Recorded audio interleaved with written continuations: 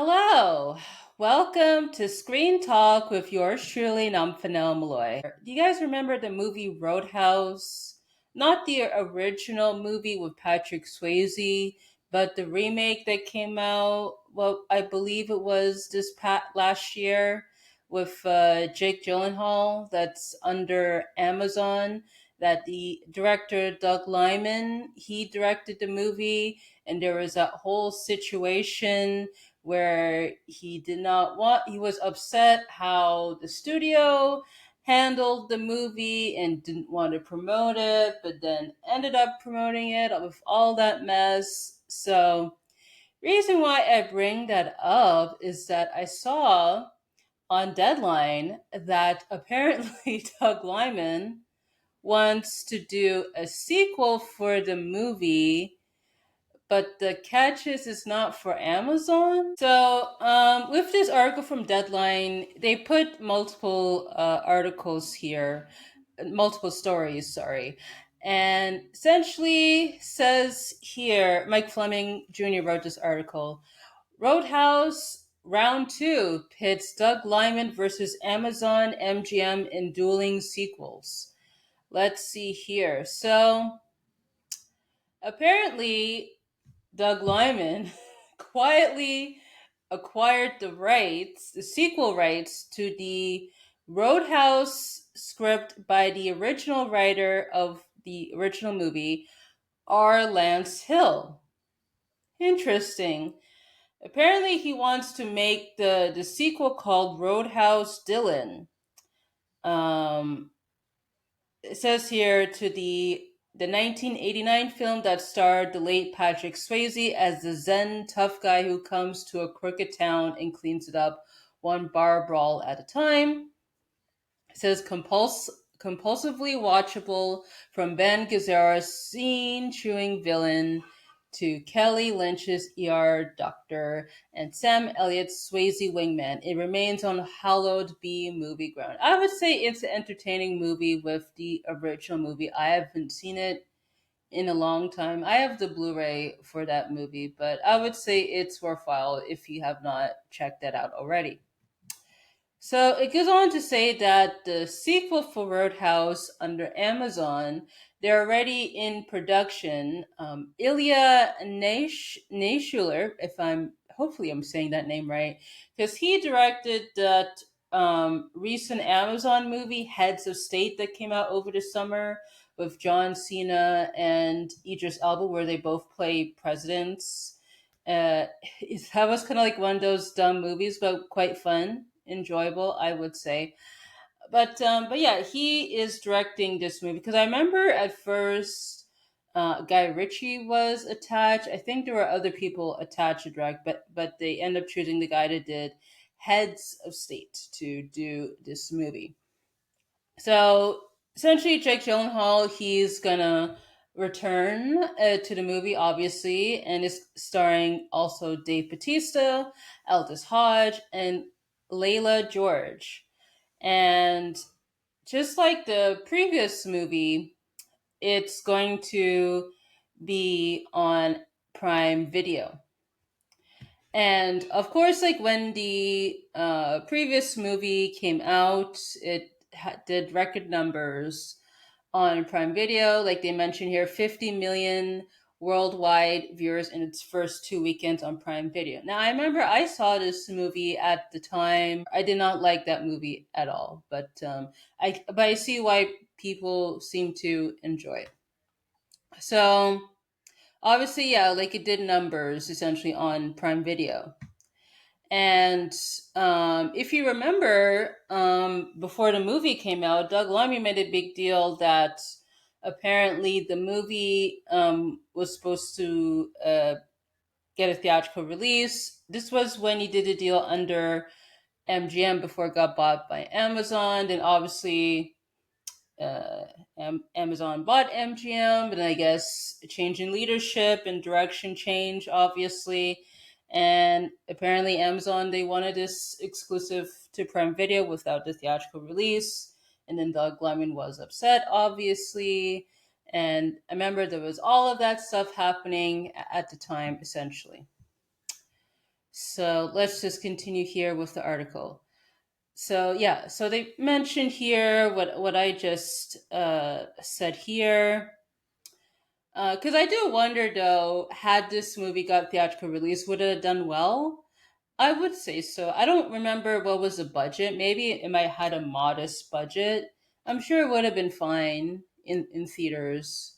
But but yeah, it's kind of bad what happened behind the scenes, but it's unfortunate. Um, so I'm going to scroll down here. Now it asks, how can there be dueling sequels to the same film? So apparently, there was a federal lawsuit being waged over the franchise's ownership filed by attorney Mark Toberoff for the screenwriter Hill. So apparently, the issue is they maintain that Hill wrote the 1986 script as a spec script, and under Section 203 of the U.S. Copyright Act, Hill lawfully recaptured rights to his screenplay on November 11, 2023, 35 years after selling it to United Artists. Section 203 allows authors to reclaim copyrights to original works after that period unless the work was created as a work for hire. And he maintains that Roadhouse was not a work for hire. He wrote it independently, was paid only after selling it at auction, and had no studio supervision. And alleges that Amazon's 2024 remake infringed those reacquired rights. Amazon and MGM, they countered that his termination notice is invalid because the script was sold through his loan out corporation, Lady Amos Inc., and therefore qualifies as work for hire. Their false ownership counterclaim accusing Hill of misrepresenting authorship in copyright filings survived an anti-SLAPP motion to strike in September 2024, and Hill has appealed that ruling to the Ninth Circuit. So and then it says Doug Liman, who sought out Hill when he was planning to do the Roadhouse sequel for Amazon MGM, got to know the writer and sympathized with his plight. Lyman's move effectively recognizes Hill's claim and sets up two competing chains of title, Amazon Studio sequel and Lyman's author-sanctioned project. The case could become a major test of how Section 203 applies to 1980s era contracts and how loan out corporations affect writers' ability to reclaim ownership of their original works. Lyman's goal is to make Hill's script regardless of what happens in the courts. And then it says studios like to have clean chains of rights before spending millions on films and TV series, but this is not unprecedented. And then it mentions here there's the ongoing legal case between the widow of Michael Crichton, Sherry, and WB over the pit. Because I think I saw an article about that saying that with Warner Brothers, they essentially want the lawsuit to be dismissed, saying that it's not derivative, as I see the headline here, of ER and all that stuff. And essentially that's it for now, like with this story. So I googled like who owns the rights to Roadhouse. This is what Google showed me here. They're saying that the rights to Roadhouse are currently disputed between Amazon slash MGM and screenwriter R. Lance Hill, who wrote the 1989 film. So it kind of breaks down what's happening so far. So essentially, it's up in the air in terms of who owns the rights to Roadhouse. So I'm curious to see what's going to happen on that front. But yeah, like if let's say the screenwriter is able to maintain to get the rights for this, it'll be interesting to see um like how it's gonna pan out. Like is I'm wondering though, like maybe like they'll try to get a major studio to do this movie.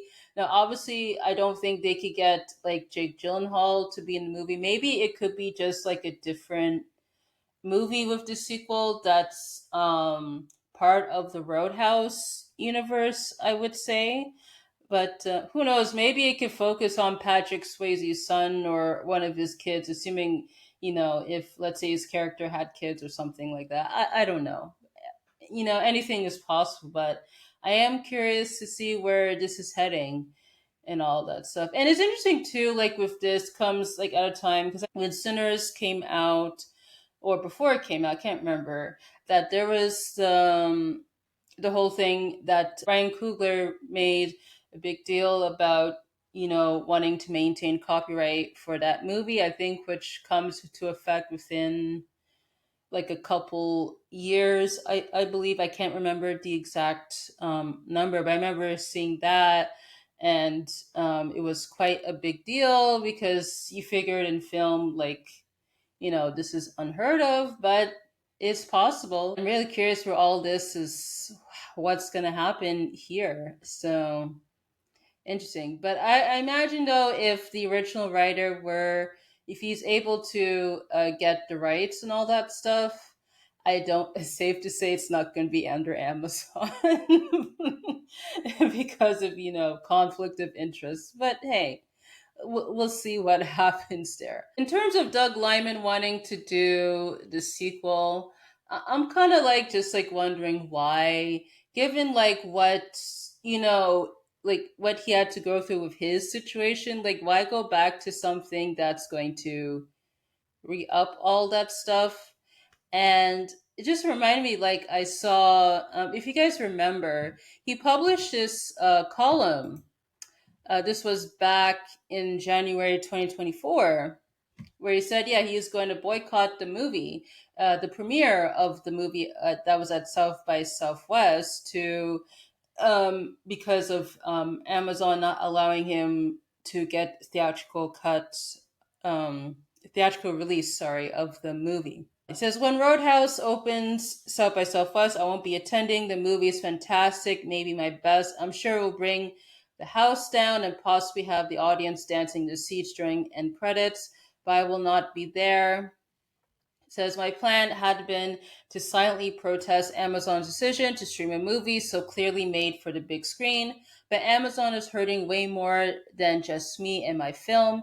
If I don't speak up about Amazon, who will? So here we go. And then goes into detail, essentially. Apparently, at one point, they say they touted it as the largest commitment to cinemas by internet company. I can tell you what they did when they did to me and my film, which is the opposite of what they promised when they took over MGM. I'll leave a link to this if you guys want to revisit this or read it for the first time. But yeah, just after all this news, I just don't get why go back to this, Like, is he doing this as like a fu to Amazon essentially? Part of me thinks that, but yeah, I don't know. I just felt like he could have just moved on from, doing Roadhouse essentially. Because again, I was not impressed with his Roadhouse movie that he did that came out last year and all that stuff. Like, I don't mind cheesy movies myself. I love cheesy movies up to a certain extent. But I just think, like, with that one, it was just not great, in my opinion. And I just don't get why, after going through all like what he did with Amazon, why revisit that? So I want to know, what are your thoughts on all this stuff though? Do you like who do you think's gonna maintain the rights to all this stuff? Do you think Doug Lyman should carry on with this sequel, assuming if things go his way, or do you think he should just move on from this stuff? Let me know in the comment section for all this stuff. And if you want to support me, you can visit buymeacoffee.com/numpymalloy, where you could donate and look at exclusive posts there.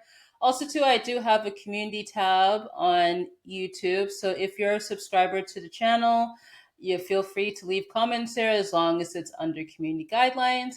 And if you want to follow me on social media, my links are in the description. So I want to say thank you so much for tuning in, and I hope to catch you on the next one.